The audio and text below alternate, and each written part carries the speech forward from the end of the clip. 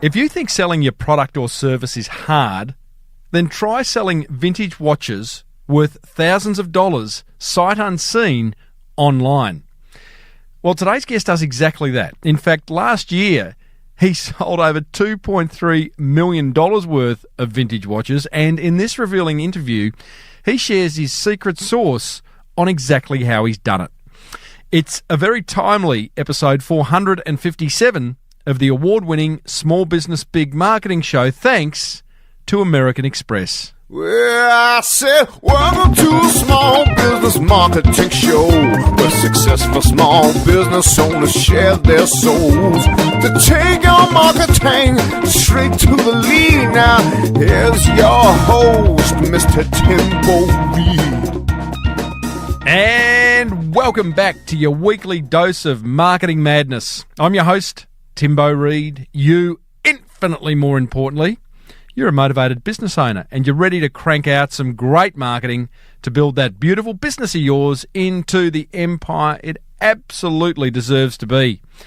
Today's 457th episode is made possible thanks to American Express, whose business card programs can help optimize your cash flow, help grow your business, as well as they offer a rather outstanding choice of rewards, which could have you flying on a little holiday, a well-earned holiday, at the pointy end of the plane, maybe, sooner than you think.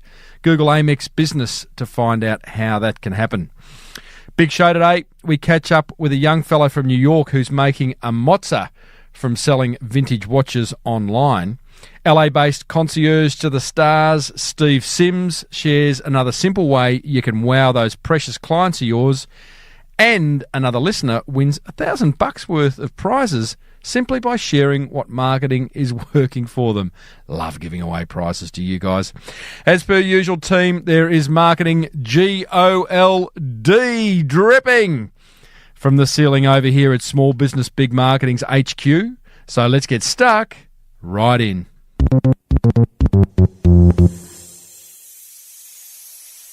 Quick update. My book, The Boomerang Effect, is back in print. Had a number of boxes delivered last week. So if you do want to buy it, head over to smallbusinessbigmarketing.com.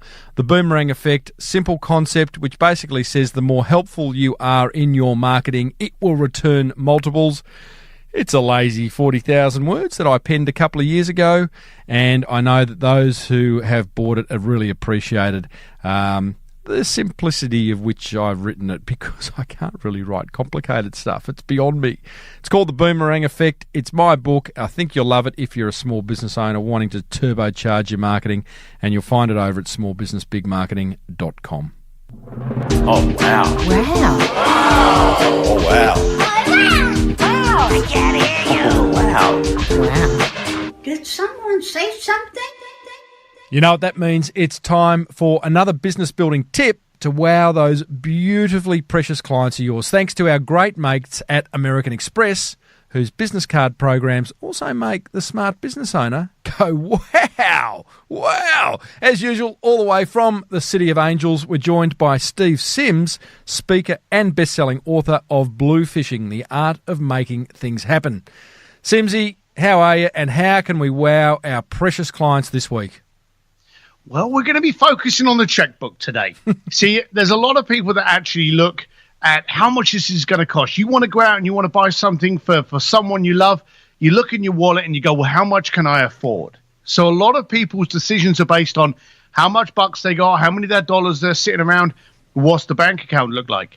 The focus here when you're working with your clients and anything in your life should be the impact it produces over the amount it costs. So don't look at the price tag, just look to, is that impactful enough? So whenever we deal with any of our clients and we're either trying to seduce them in, our prospects, or we're trying to do some brand, we focus on the impact of working with us. What is this going to do to you? How is this going to help you? You want to solve and not sell. So focus on the impact you're providing rather than the dollar symbol.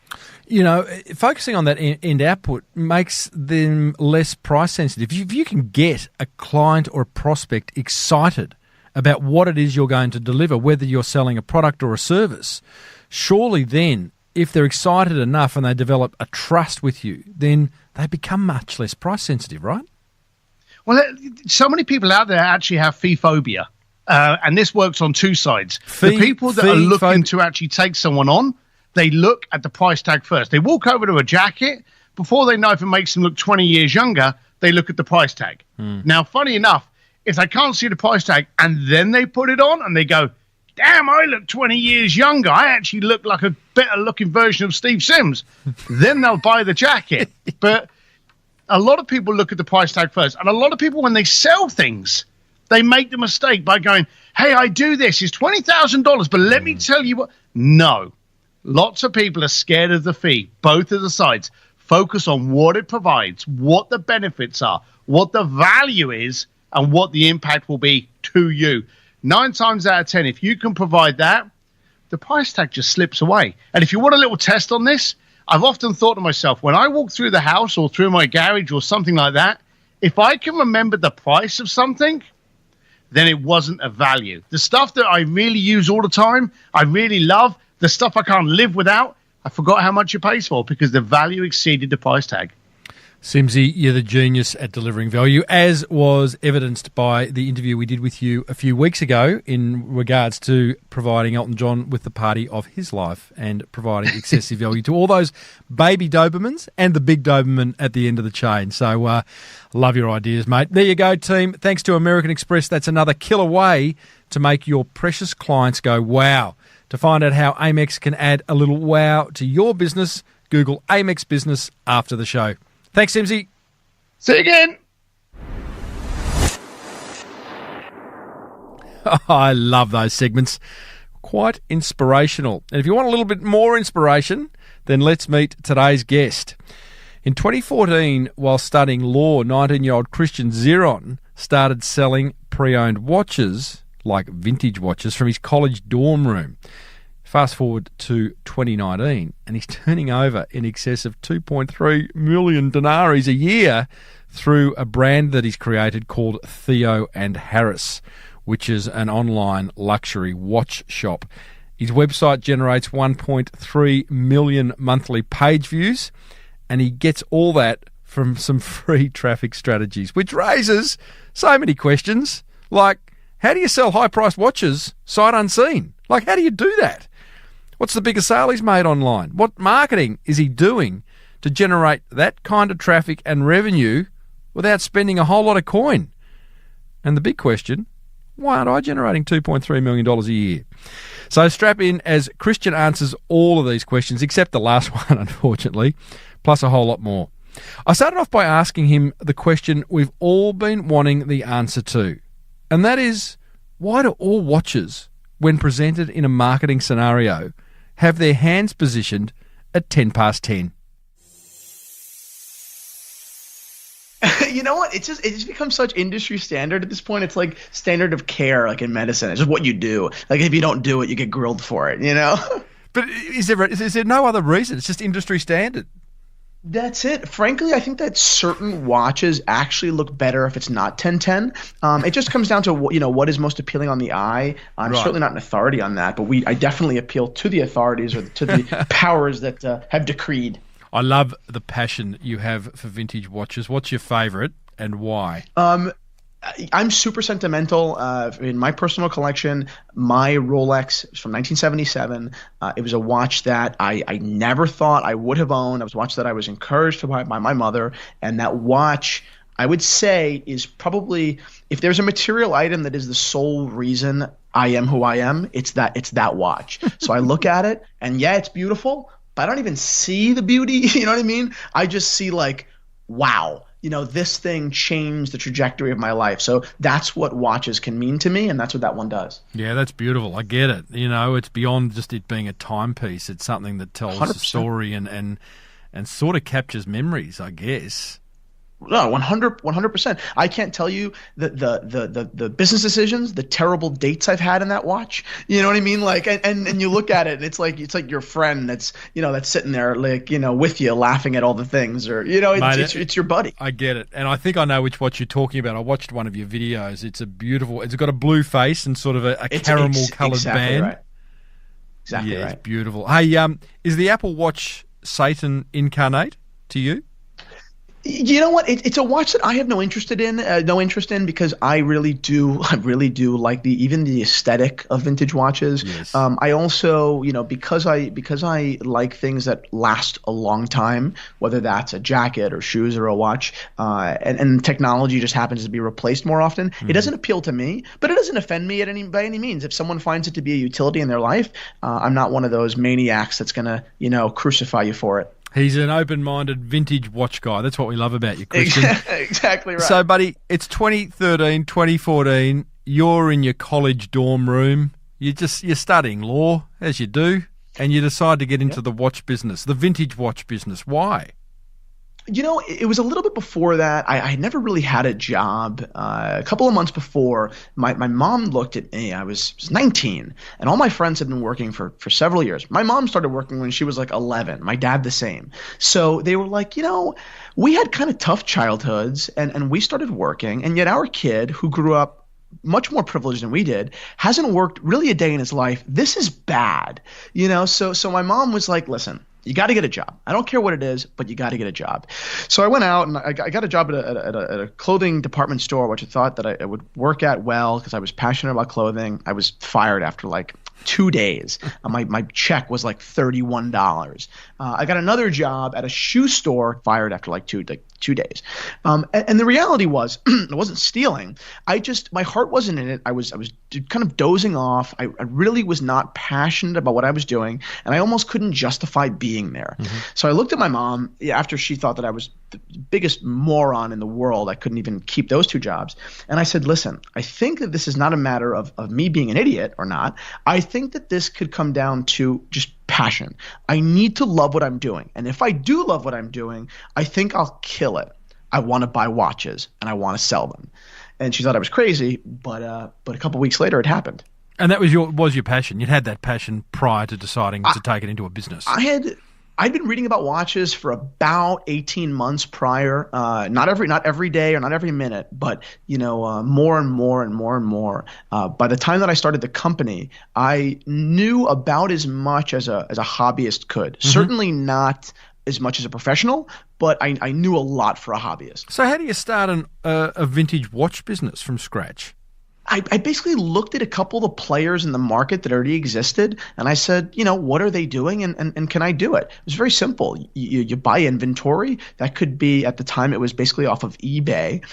You develop a brand. My company was called Theo Harris, totally made up name. It just sounded like the kind of company I wanted to own, something respectable and kind of rich and old world.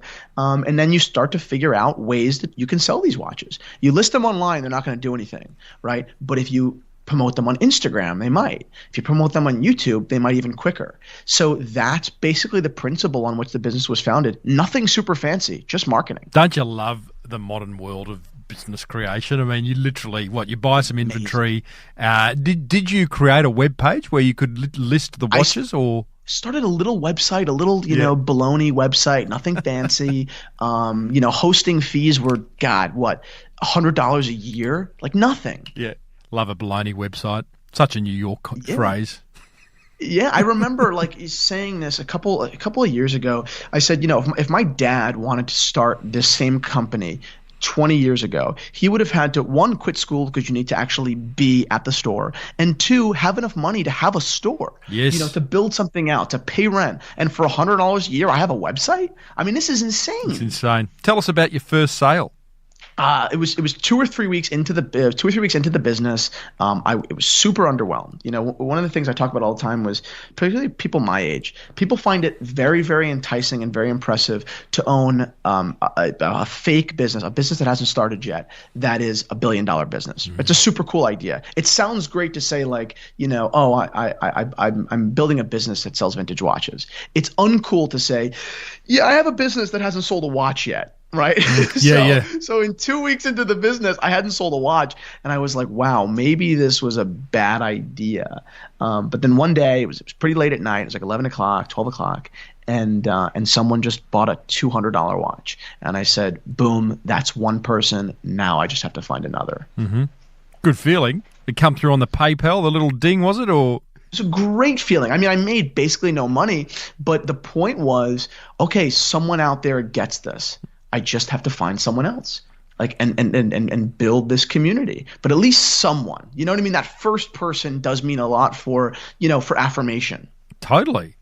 You say you aim to shake the vintage watch industry, and I've interviewed a couple of business owners previously who are sort of shaking industries. There's a crowd out of Australia who are shaking up the wine industry. They call themselves Vino Mofo. And they've sort of challenged the way the current wine category talks about wine, and it's up its own arse and, all this weird language. And they've just brought it back to normal language. Are you doing the same with the vintage watch industry? And if you are you pissing anyone off? It's the same thing, basically, pissing a ton of people off. I'm certainly not as like nasty and irreverent as I was a couple of years ago. But we never hold back an opinion, and I use curse words on my channel. I say things that are maybe off color. But ultimately, that has been what's made us in many ways so successful. It's that total culture shock. Our industry is super farty. It's super old world. It's very old school. Yeah. So when we came on the scene and started saying like, hey, Rolex, that was dumb, and using a curse word, people were like, wait, this is terrible, in the beginning. But then once we reached more younger people, everyone was like, wait, finally someone that I can relate to that's talking about watches. This is who I want to know. This is who I want to buy from. Tell me about nasty and irreverent and why you changed. What did that look or sound like? And did you just think it was tonally wasn't right for the business? I remember I was a little bit younger. My dad's company had hired a goalkeeper, hockey goalkeeper. A guy's name was Jim Craig. He was the goalkeeper for 1980 United States hockey team, the USA Russia, the Miracle on Ice. Yeah. Right? I remember the guy, my dad coming home from the talk, and Jim had told the entire room this quote, his quote, and it said that every great team needed an enemy, right? Imaginary or real. It didn't matter. You just need an enemy, right? You need to kind of be angry to fuel you. Of course, different people, different philosophies. That was his, and I really took to that. To this day, I'll make up an enemy. I'll make an enemy where there really is none. And I'll definitely get nasty, or not publicly, but in my own head, like, okay, we're gonna ruin these people. We're gonna beat them. I don't envision me and all my competitors having a fun dinner together, right? Like I envisioned like that's it. You're gonna be embarrassed that the 19-year-old kicked your butt. Like that's what drove me at the time, right? Got it. And as I've gotten a little bit older, I'm only 23, but as I've gotten a little older, I'm like, okay, wait, that was a little bit childish. Yeah, like, okay. You can relax a little bit. Like, life doesn't need to be perpetually kind of, super competitive and nasty. That being said, a lot of that, same kind of, being is there inside of me. It's just a little bit more mellowed out. Yeah, that's nice. And I think as you start a business, you get a sense of how you want people to describe that business and the personality that you attach to the brand, in this case, the Theo and Harris brand. And clearly, obviously, when you started, it was maybe a little bit over the top, and you've pulled it back and you've found that sweet spot.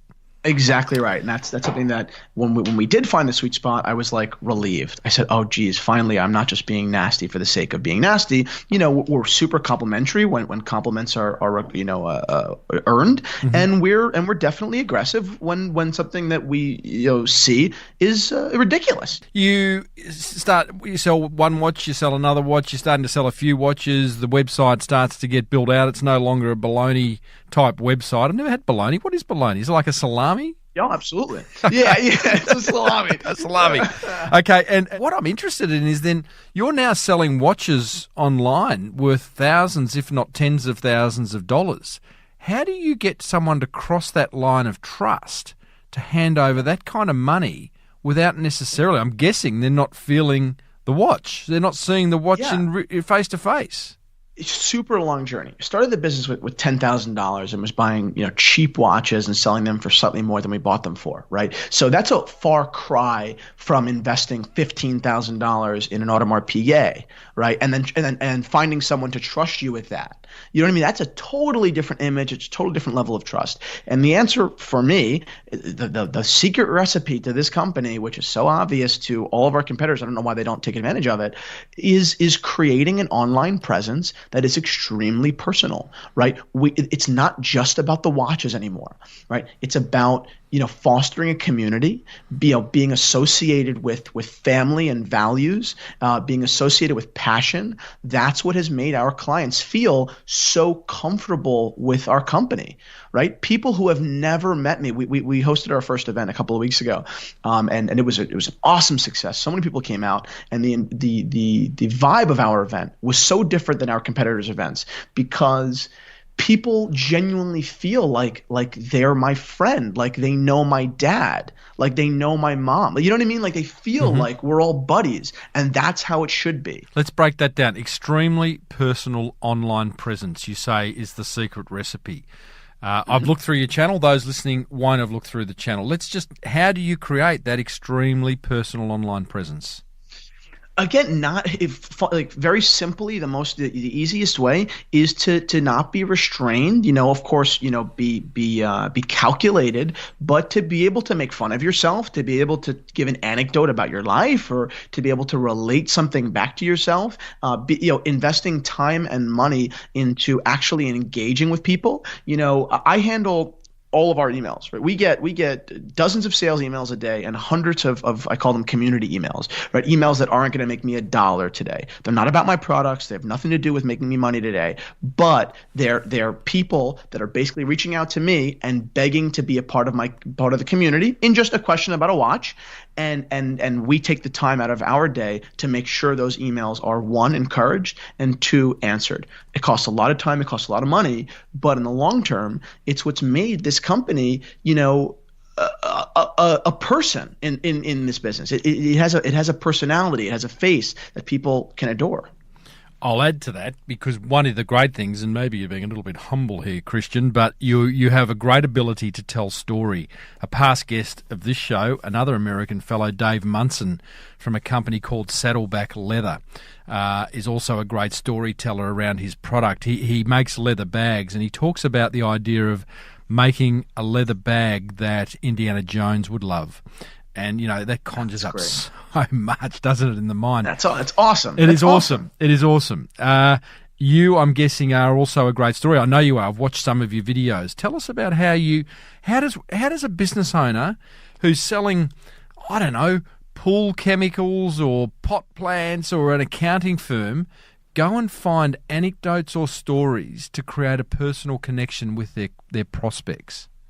It's like, it's like asking a fish how do they swim. I mean, it's one of probably the only things that I'm really good at, and I've just been practicing since I'm a little kid. I grew up in a really big Italian family, and really the only thing that I ever knew growing up was the oral tradition. It was storytelling. So for me, I mean, I make almost a game out of it. How would I market that brand? How would I storytell? Of course, you have to dive in. You have to really understand what they're doing. But there is a way for there's a way for everyone. If you're going to sell, chemicals, I don't know the answer, but there has to be something that's more than material. Or if you're just going, I don't know. It's a good question. Well, maybe it's an unfair question because, as you say, you've grown up with it. It's just part of your DNA. If I may add, to that answer my own question, maybe what you need to do is, for every point you want to make around a product,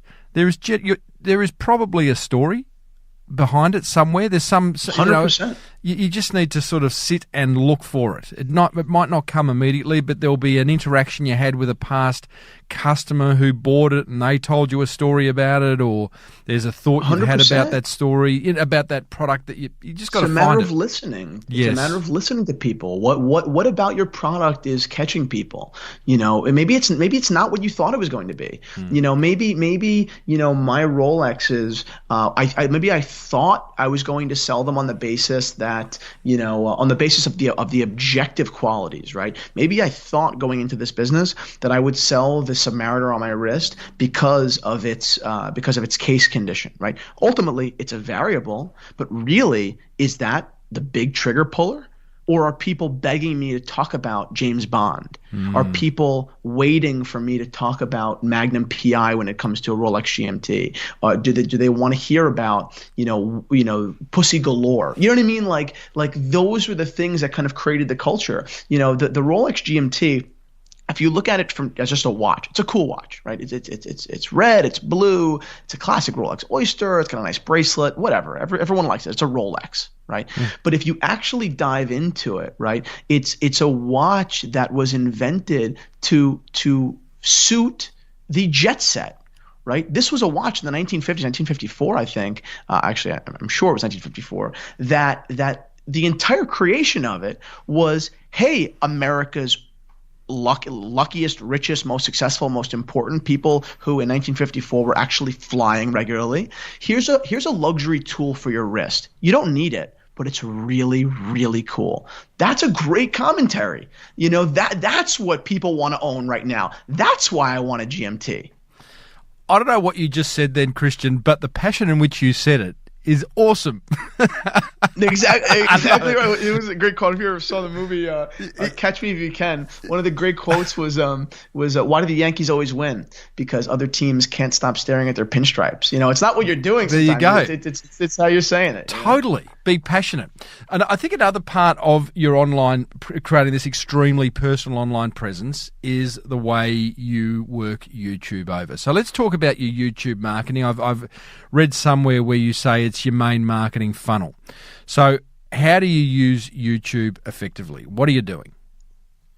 From the beginning, before a video is conceived, I'm looking at our competitors and what is working video-wise. I'm not a YouTube expert in that I know how to make the perfect cover photo or the perfect title, right? It's not me, right? I surround myself with people and resources that help inform those decisions, right? But I don't have the abilities there. So Anna, right? Anna's a co-founder of the company. Anna was the first employee. She went to college with me, and today she runs our content, right? So when we're about to sit down and say, well, we record videos 2 to 3 weeks ahead of time. So what's the content in 3 weeks, right? We say, well, what's been released in the last month by our competitors, what has been working, and how do we improve upon it, right? So instead of saying, here are 4 reasons why the Submariner is an interesting watch, right? We say, or we'll make a little bit of a twist of that, assuming the Submariner is a hot topic right now, which it basically always is,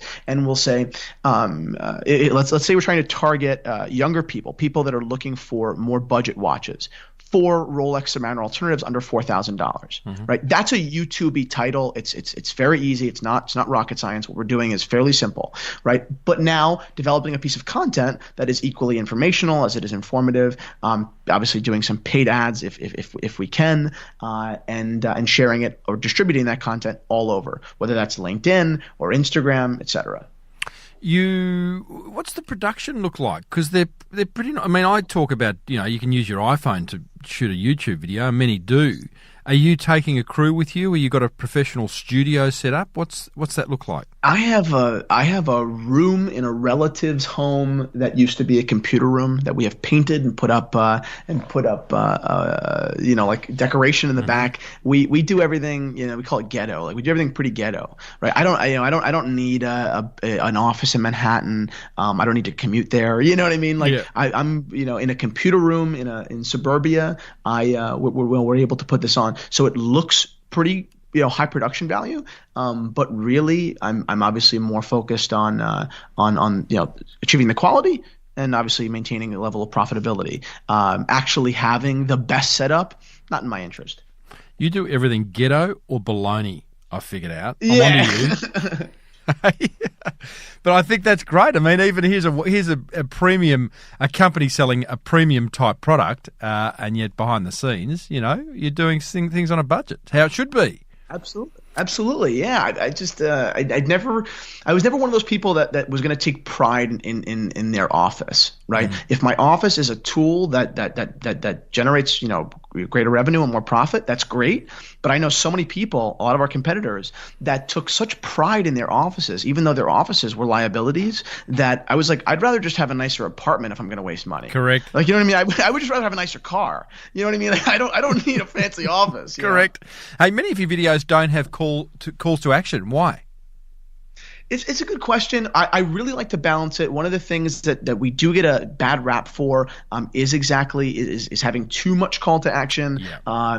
It's definitely hard to maintain direction without being called a pusher or a snake oil salesman. I do talk quickly. I do talk passionately. So I'd like to produce content as often as I can that is just value to our consumer. That's obviously branded. And tomorrow I'll ask you to do something. Tomorrow I'll ask you to check out the shop, or tomorrow I'll make the ask. But right now, let me just give you something, and that's it. So it's really to mitigate criticism or to keep kind of a friendly, trusting relationship. But I'm sure that we're not doing it perfectly. But that's the thought process behind it.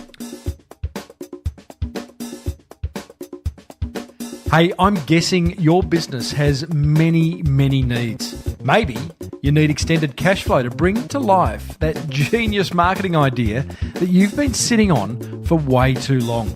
Or maybe you'd love a rewards points program that had you flying at the pointy end of the plane on the trip of a lifetime.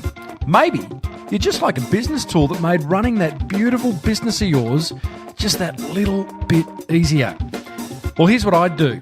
After the show, check out American Express's range of business cards designed specifically to help small businesses like yours. Simply Google Amex Business to find out more. Now, back to the interview. We're chatting with Christian Zeron, thanks to American Express. He is the founder and owner of Theo Harris, an online vintage watch store. Christian, you talk about how increasing your price can help you do better in business. I like this. How? How does that work? Increasing our price on our retail items? Yeah.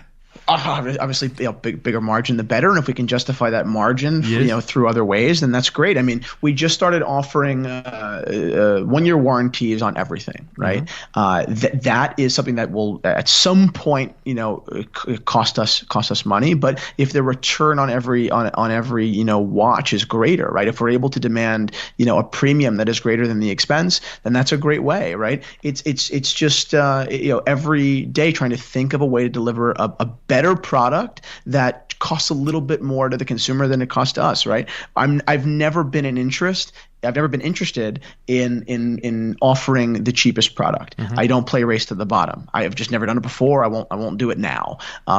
So yeah. Does that weird kind of consumer behavior happen in your industry where the higher the price, the better the watch must be? People assume that. It's not always true. But a big thing, especially when you go up the chain to more expensive watches, people are willing to spend more, or maybe you can't even quantify the difference, but they're willing to just spend more if they're comfortable with the transaction. Mm-hmm. When you're spending $15,000, let's say the market price for a watch is $15,000. I would rather pay $16,500 with someone I know and trust than $14,000. Right? I don't want to lose $14,000. That's a very scary and very dangerous thing, right? It's a scary industry. There are a lot of variables you can very easily be stolen from. So it's a matter of building that trust and then cashing in on it. Is it easier to sell a $15,000 watch than it is to sell a $300 watch? Very good question. It's easier to sell a $300 watch in the sense that, who's not going to buy it? It's a $300 watch. If it's cool, it's cool. It's $300. Just buy it. You know what I mean? Mm. But as far as a $15,000 watch, everyone loves it. Everyone is passionate about it. I mean, assuming it's a great watch that we would curate. An Audemars Piguet Royal Oak. We just sold one at $15,800 like last week. everyone can get behind it, right? There's no one that looks at that and says, geez, I don't wish to own that. But it's a matter of finding someone that has $15,000 to spend on a watch. You know what I mean? That's hard. So, building a demographic of people that is, in that range of ability is difficult, but it's something that we're working on. Yeah, got it. Now, website traffic, you're doing pretty well. From what I'm told, 1.3 million page views per month. That's good. You've got to be happy with that. Yeah, we hit 1.7 this month, actually. No. We hit 1. I literally got my stats yesterday. We hit 1.7 last month.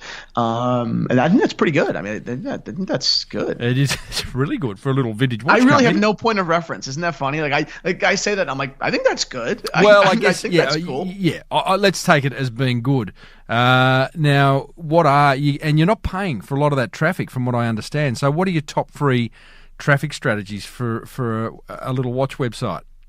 It's purely social. I mean, we pay almost nothing for ads. We just did a YouTube ad yesterday. I don't even think it was approved yet. We've done some Instagram ads before, but really nothing. I would love to take counsel from someone that is an expert in that, because I just have no knowledge about it. Mm-hmm. Everything that we've built is really from YouTube, from Instagram, a little bit from LinkedIn, a little bit from Facebook, and SEO. We have a webmaster on staff. Wow. So what are you doing? It's all very well to say, it's coming from social. You're doing some great videos. You've got hundreds of videos on your YouTube channel, but what else are you doing to, say on Facebook or Twitter or LinkedIn? The truth is, I've been such a believer for so long that don't take on another social medium if you can't handle it. I won't take on Facebook seriously until I feel like I'm incredible at Instagram. So we have a presence on Facebook. We were active, but it's not something that I've said, let me divert a ton of attention to. And I'm sure I'm missing out an opportunity there. But I really like to have very, very, very solid grasps on fewer mediums. Right? That's why our YouTube and our Instagram are so similar in size. It's very well balanced, which is pretty rare. A lot of our competitors are either big on Instagram or big on YouTube. Right, or big on their website. Very few companies in our space are balanced throughout those mediums. Yeah. So when we do venture off into Facebook, which is definitely in the future, in the next couple of months, whenever we feel ready, then that will be our goal. Let's level it out. Let's get our Facebook where it should be. From what I can tell, you're a bit of a raving fan of Gary Vaynerchuk. In fact, I've seen a video in which you met him. How did that come about, and what did you learn from him? I grew up 15 minutes from Gary's wine shop. There you go. Right? I grew up in Gary Vaynerchuk's shadow. His sister was a school teacher in my school. I have been hearing about him since I was, 9. Mm-hmm. Right? When he was just selling wine. That's it. He wasn't even like Gary Vaynerchuk. He was just, that's Liz's brother. He sells wine. He does really well for their family. That was it. So when Gary left Wine Library, went on, to pursue VaynerMedia, and then became Gary Vaynerchuk on YouTube, not just all the wine shows. I was like, wow, wait, Gary's relevant to me again. He's not just the guy that used to sell wine at my wine store. He's huge. Let me see his message. And then at the time, I was a freshman and sophomore in college. His message couldn't have possibly been more relevant. I was considering going to law school. He was super against it. He was super focused on empowering young entrepreneurs. He was super invested in making profitability important again, as opposed to just raising money. He talked about things that I related to. Right? I don't come from a family in which anyone ever owned a business that that didn't make much money but was worth a fortune. Right? Like a lot of my friends now, they have these tech companies that aren't profitable, but they have $10 million in the bank and they spend it, but they're worth $80 million. I don't know that. I don't know that world, right? Which please explain how that works. It's amazing, isn't it? I don't get it, right? Like someone cut you a check for $40 million and you're worth $2 billion, but you don't make any money. I don't get it, right? But Gary was all about that. Gary was constantly saying, yes, those are called they're baloney or they're anomalies, right? Either way, you're probably not that. So focus on being profitable, which is what I related to so much as a kid. All of my family members were entrepreneurs. They were in restaurants, or they were in club, or they were in dry cleaner, all these different businesses. So I understood, just bringing in more money than you spent. That's it. Like, very simple mechanics of business. So Gary was nothing short of an idol to me. Christian, are you much of a planner, or do you operate more from the heart when you're making decisions around the business? I'm always thinking about it. Always. I don't think I've ever really made or make a lot of unthought just gut decisions.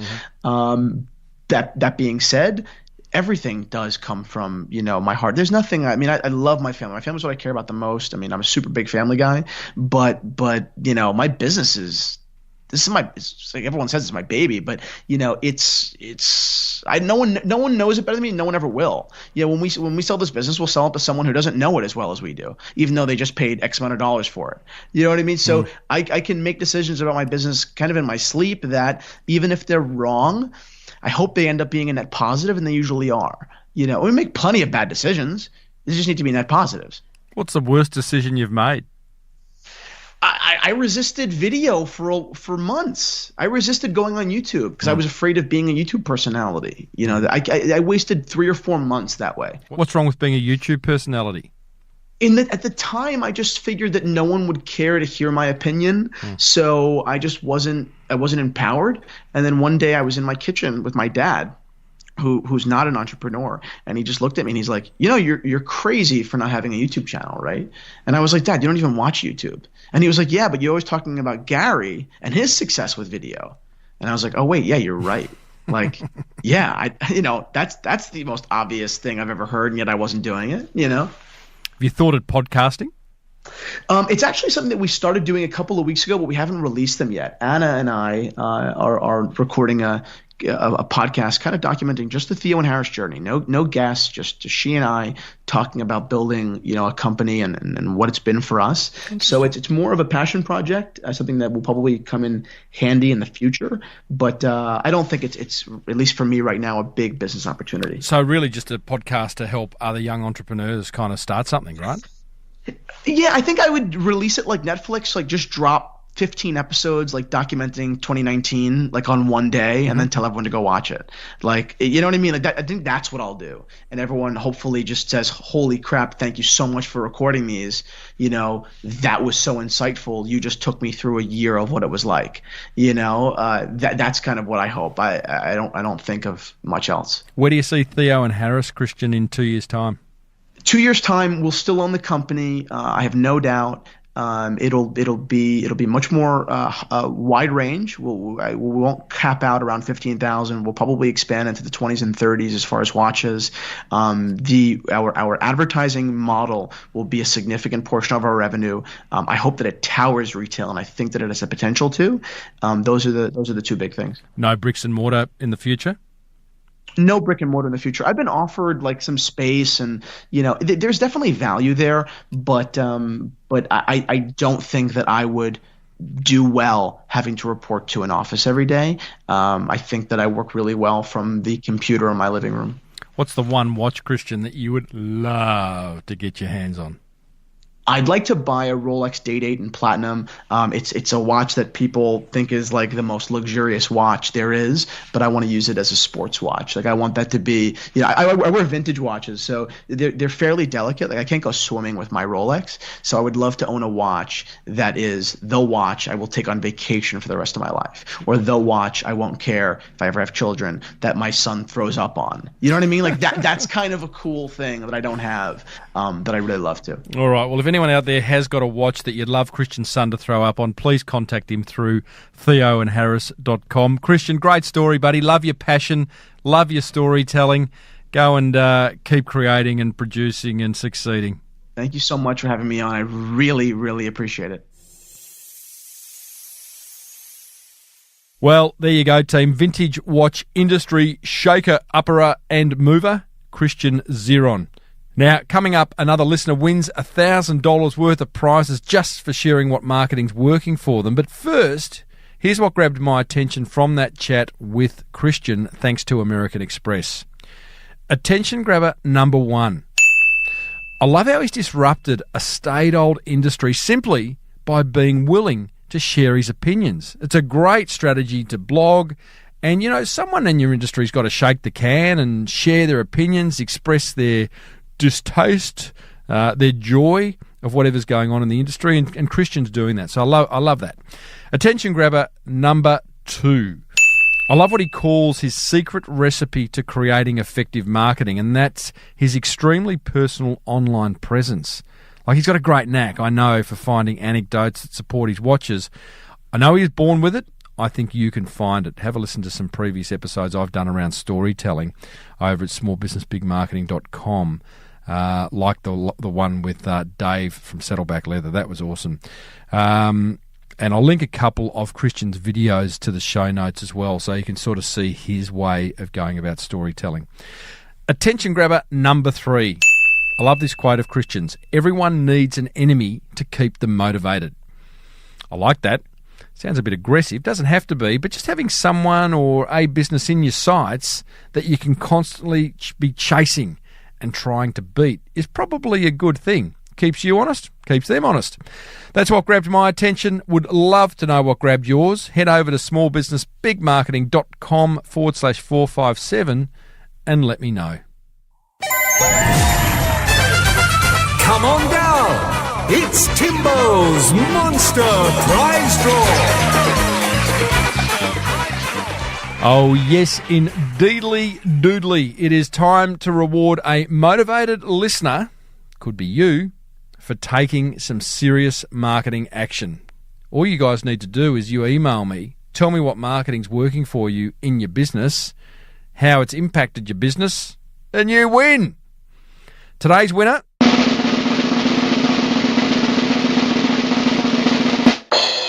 is Dean Meyer from quality tree management business TreeFX.